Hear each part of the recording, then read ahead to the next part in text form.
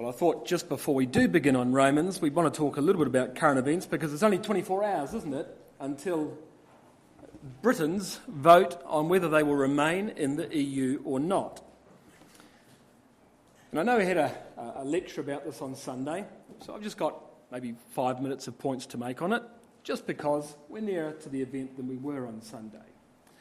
Up until a couple of weeks ago, you might have known that it seemed to be like a sure thing, that the majority of voters would vote Britain out of the EU. Until, of course, the assassination of Joe Cox, this British politician near Leeds, and now the country appears to be split 50-50. That might also be because it's easier to stay with what you know than to jump off the cliff into the unknown. And so even apparently bullish people might think twice and breathe deeply before they vote to exit the EU.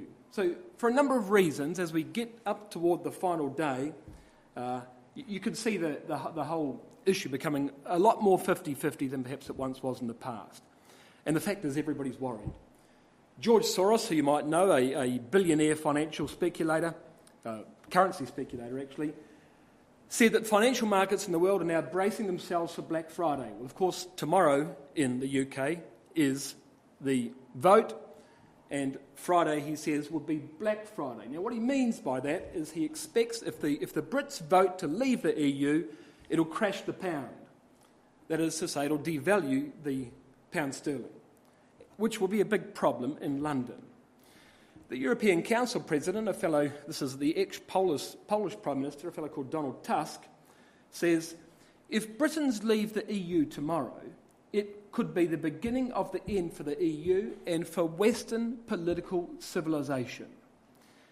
Now, that might sound very alarmist, but his point is this will likely begin a domino effect because Britain is not the only country that's talking about leaving the European Union. The problem is, you see, Europe's got some problems. She's got some big problems. She's got a big debt problem. She's got a big migration problem. And there's political instability all across the Union. And you might say, well, yes, but financial markets will recover, which of course is true. Europe will reorganise, which of course is true. Britain will simply go and forge deeper trading relationships with the young lions, which of course is true. Donald Trump, in fact, is in the UK next week, of all things, to open a golf course in Scotland, but he's coincided his visit with the referendum because he supports Britain leaving the EU. And in an interview that he had with CBS News, he said, the question was posed to him, where would Britain stand in relation to the US if they leave the EU? And he said, they certainly wouldn't be at the back of the queue. So if he becomes the next president of the United States, you might expect to see greater ties forged between him and Britain than there might otherwise have been if Britain stayed in the EU.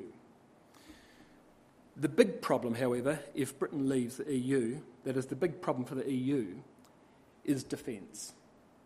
I mean, we've got all sorts of financial speculation going on about what may or may not happen. There's no speculation about the defence problem Britain causes. You see, alongside France, Britain is the only other country with a sizable expeditionary military force. The only other country with nuclear weapons and a United Nations Security Council veto. She's a very big player in the EU in relation to defence. The point is, if Britain leaves the EU can't defend itself. That's a big problem, particularly in the face of a migrant crisis. The Wall Street Journal made this interesting comment. There is at least one place in Europe, however, where a British exit from the EU would be applauded. Where do you think they were talking about? One place in Europe where a British exit from the EU would be applauded, and that's in the Kremlin. And you can almost hear the bear licking his chops as he waits for Britain to leave the EU, because if they have a defence problem, who is it that's going to step in to fill that void? Well, only the Russians, of course. And if there has to be a reorganisation of the EU away from American-centric lines and back toward a more European-focused organisation, who will it be that seriously tries to influence those politics? Of course, Mr. Putin. And of course, that's exactly what we would expect to see, isn't it? But there's just two things to bear in mind, however. The first one is this. This referendum is not binding. So if the Brits do vote to leave the EU, David Cameron doesn't have to do it. Now, you've got to believe it's going to be political suicide if the majority of the country wants to leave and he decides he's not going to. But of course, he could stall it. I mean, they're talking about an amicable divorce. Britain's been in the EU since 1973, so it's not a straightforward thing to just leave. They've got to negotiate or renegotiate a whole lot of treaties as they leave, and the Europeans don't want them to take any more money with them than they can afford. The other thing is, even if Britain doesn't vote to leave the EU tomorrow, she will eventually do it.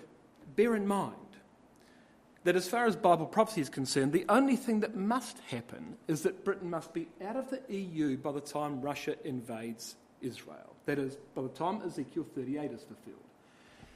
If Brother Thomas is right and Christ came tonight, Armageddon's not for 10 years. So either Britain's going to leave the EU tomorrow, or sometime in the next year or two after that as they negotiate their way out, or sometime a little later on in the next decade. Either way, if you could see Russia invading the Middle East in the next decade, then Christ is obviously at the door. This is a major signpost, brothers and sisters and young people, heralding the soon return of our Lord Jesus Christ. And I've got to believe that all the instability and chaos that might be caused around the world as a consequence of Britain leaving the EU, as far as the world is concerned, do you think God really cares about individual people in the world, that they might lose their superannuation, that they might lose their jobs? Not really, not a great deal. This is a wake-up call for Christadelphians. These sorts of things happen are simply birth pains warning Christadelphians to shape up and to take their lives seriously, because Christ is soon going to be here.